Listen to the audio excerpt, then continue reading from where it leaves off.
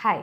I hope आप अपनी pregnancy को बहुत अच्छे से एंजॉय कर रहे हैं और आज अपनी सीरीज़ में हम बात करेंगे 6 मंथ ऑफ प्रेगनेंसी के बारे में। 6 मंथ ऑफ प्रेगनेंसी में यूजुअली क्या सिम्टम्स होते हैं, आपके अंदर क्या चेंजेस है, बच्चे में क्या चेंजेस हो रहे हैं और इस टाइम पे क्या टेस्ट होने चाहिए, और लास्ट में हम बात करेंगे उन सभी एक्सरसाइजेस के बारे में जो आप इस टाइम पे कर सकते हैं। इस टाइम पे सिम्टम्स में जो आपको एसिडिटी और हार्टबर्न की प्रॉब्लम है वो तो रहेगी, क्योंकि अब बच्चे का साइज़ बढ़ रहा है और वो स्टमक पे प्रेस करता है, जिसकी वजह से एसिड रिफ्लक्स होता है। शॉर्टनेस ऑफ ब्रेथ, क्योंकि आपके बॉडी में ब्लड का जो है संचारण बढ़ गया है, जिसका लोड हाथ पे आता है तो सांस लेने में भी दिक्कत होती है और पल्स भी बहुत तेज़ महसूस होती है। कभी कभी अपनी धड़कन खुद को सुनाई देने लगती है। पैरों में सूजन होती है, स्पेशली शाम की तरफ। तो सुबह जब आप सो के उठते हैं तब इतनी सूजन नहीं होगी, पर जैसे जैसे दिन बढ़ेगा या आप खड़े रहेंगे तो पानी के इकट्ठे होने की वजह से पैरों हाथों में सूजन आप अनुभव कर सकते हैं। पेट पे खिंचाव, छाती पे खिंचाव, खिंचाव की वजह से इचिंग होना, ये सब नॉर्मल है। कुछ लोगों को एक अजीब सी नेज़ल स्टफीनेस की फीलिंग होती है कि लगता है कि नाक में बंद है, बट वैसे खांसी जुकाम नहीं होता। ये बिल्कुल नॉर्मल होता है प्रेगनेंसी में। आपकी बॉडी में इस वक्त क्या क्या चेंजेस हो रहे होते हैं। मैटरनल चेंजेस में बात करें तो जो लीनिया नाइग्रा, जो काली लाइन आपकी बॉडी पे डेवलप होती है नेवल से जाती है, वो और डार्क हो जाती है।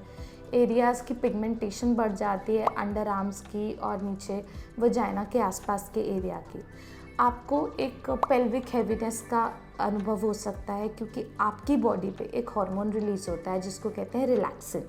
वो कूल्हे की हड्डियों को ढीला करने में हेल्प करता है, जिसकी वजह से पेल्विक हैवीनेस आप अनुभव करते हैं। बार बार यूरिन जाने की प्रॉब्लम कुछ हद तक अभी सेटल्ड होती है, बट अपने वाटर इनटेक का फिर भी आप ध्यान रखें। बच्चे की बढ़त के बारे में बात करें तो हमने लेवल 2 अल्ट्रासाउंड पे देख लिया कि बच्चे में कोई बनावटी विकार नहीं है और इस वक्त तक बच्चा करीब 20 सेंटीमीटर तक बड़ा हो जाता है। साथ ही एक फीटल इको अल्ट्रासाउंड द्वारा ये देखा जाता है कि बच्चे का हार्ट जो है वो प्रॉपरली डेवलप्ड है या नहीं। इसी में अगर कुछ हमें एबनॉर्मेलिटी लगती है तो उसके लिए स्पेशल टेस्ट कराए जाते हैं। बच्चे की इस टाइम पे आईलिड्स जो है, जो आंखों के ऊपर की परत है, खुलनी बंद होनी शुरू हो जाती है। टेस्ट बड्स डेवलप हो जाते हैं, बच्चे को सुनाई देने लग जाता है। तो सारे सेंस ऑर्गन्स बच्चे के इस टाइम पे डेवलप होते हैं। जो आसपास का पानी है वो रिलीज़ होता रहता है और बच्चा उसका इंटेक करता रहता है। तो मूवमेंट्स जो है बच्चे की बहुत अच्छे से इस वक्त पता चलने लग जाती है। आप ये देखेंगे कि बच्चे की जब हरकत होती है उसके बाद पेट कुछ टाइट हो जाता है। इसको ब्रैक्सटन हिक्स कॉन्ट्रैक्शन कहते हैं। ये बिल्कुल नॉर्मल है। कभी कभी फीमेल्स हमारे पास घबराई हुई आती हैं कि पेट बहुत टाइट हो रहा है।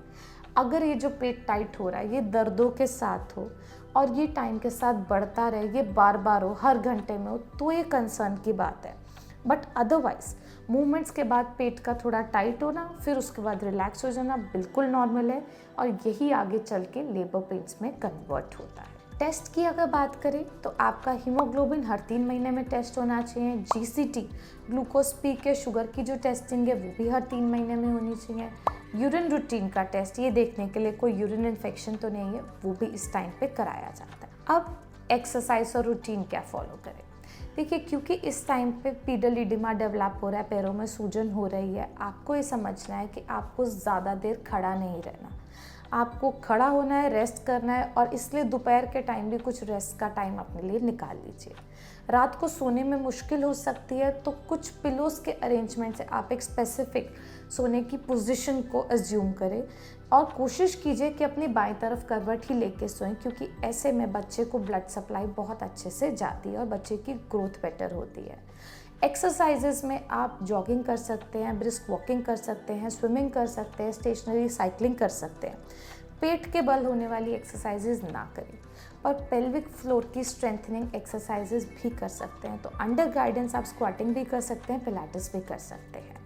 ये सभी एक्सरसाइजेज आपको फिट तो रखेंगी और आपकी आगे चल के नॉर्मल डिलीवरी में भी मदद करेंगी। तो छठे महीने से रिलेटेड अगर आपके और कोई डाउट्स हैं हमसे तो हमसे ज़रूर पूछेगा, और हमारे चैनल को प्लीज़ सब्सक्राइब कीजिए ताकि हम ऐसे ही वीडियोस, ऐसा ही कंटेंट आप सबके लिए लेते आएँ जो आपकी प्रेगनेंसी जर्नी में आपको हेल्प कर सके।